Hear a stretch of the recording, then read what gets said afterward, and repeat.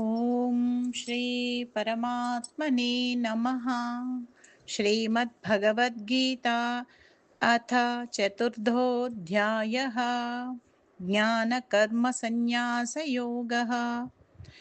కృష్ణ భగవానుడు జ్ఞాన కర్మ సన్యాస యోగమునందు 32 నుంచి చివరి వరకు ఉన్నటువంటి శ్లోకాలన్నీ కూడా జ్ఞానము యొక్క ప్రభావము ఎలా ఉంటుంది, జ్ఞానుల యొక్క లక్షణాలు ఎలా ఉంటాయి, జ్ఞానులు ఎలా తమ యొక్క ప్రభావాన్ని చూపిస్తారో అట్టి జ్ఞానాన్ని వాళ్ళు ఎలా నేర్చుకుంటారు, ఈ యొక్క విషయాలను గురించి పరమాత్మ అర్జునుడికి వివరించటం జరిగింది. దాంట్లో మనం 37 వరకు నేను చూసాము. 37వది ఏంటంటే, యథైధాంసి సమిద్ధోగ్ని భస్మసాత్ కురుతే అర్జున, జ్ఞానాగ్ని సర్వకర్మాణి భస్మసాత్ కురుతే తథా. భస్మసాత్ కురుతే తథా. అర్జున, ప్రజ్వలించుచున్న అగ్ని సమిధలను భస్మం చేసినట్లు జ్ఞానమను అగ్ని కర్మలను అన్నింటినీ భస్మం చేయును అని చెప్పాడు. నిన్న మనం దీని గురించి చర్చించుకున్నాం. జ్ఞానము అనేది ఒక అగ్నిలాగా భావన చేశారు. అట్టి జ్ఞానము ఆ అగ్నిలో, జ్ఞానం అనే అగ్నిలో మనము నిత్యం మనచే చేయబడుతున్న కర్మలన్నిటిని కూడా దగ్ధం చేయాలి. ఎలా అంటే యోగము ద్వారా, సంయమం చేసి యోగించటం ద్వారా, అనగా ధ్యాన స్థితిలో మనము నిర్విచార స్థితిలో కొంత సమయం కూర్చొని పరమాత్మతో ఆత్మానుసంధానము వనరించి ఈ యొక్క దేహాన్ని, మనసును, అంతఃకరణాన్ని ఉపయోగించుకొని ఈ యొక్క పనిని చేయడం ద్వారా, అట్టి పనుల ద్వారా, ఏ పని, ధ్యానము అనేటువంటి పనుల ద్వారా ఇప్పటి వరకు మనం చేసినటువంటి అన్ని కర్మలను కూడా జ్ఞానాగ్నిలో దగ్ధం చేయొచ్చు అని చెప్పడం జరిగింది. 38వ శ్లోకం.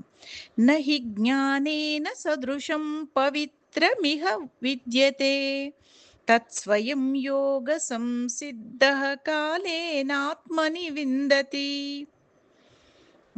ఈ జగత్తునందు జ్ఞానముతో సమానమైనది ఏది లేదు అని చెప్తున్నాడు పరమాత్మ.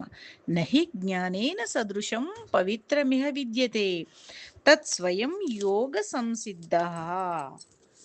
నిస్సందేహంగా ఆ యొక్క జ్ఞానమును దీర్ఘకాలము వరకు కర్మయోగం ద్వారా శుద్ధ అంతఃకరణం గలవాడు స్వయంగా ఆత్మయందే జ్ఞానాన్ని పొందుతాడు. అంటే దీర్ఘకాలం వరకు కూడా ఈ యోగ సంసిద్ధత అంటే కర్మయోగం ద్వారా శుద్ధ అంతఃకరణంని ప్రాక్టీస్లో పెట్టడం ద్వారా తాను ఆ యొక్క సాధకుడు జ్ఞానాన్ని సంపాదిస్తాడు అని చెప్తున్నాడు పరమాత్మ. శ్రద్ధావాన్ లభతే జ్ఞానం తత్పరః సంయతేంద్రియః జ్ఞానాం లబ్ధ్వా పరాం శాంతిమచిరేణాధిగచ్చతి. శ్రద్ధ కలిగిన వాడికి జ్ఞానం లభిస్తుంది. శ్రద్ధావాన్ లభతే జ్ఞానం సంయతేంద్రియః జ్ఞానం లబ్ధ్వా పరాం శాంతి అచిరేనాది గచ్చతి. జ్ఞానం లభించిన తర్వాత జ్ఞానం ద్వారా ఏం లభిస్తుంది? పరమశాంతి లభిస్తుంది.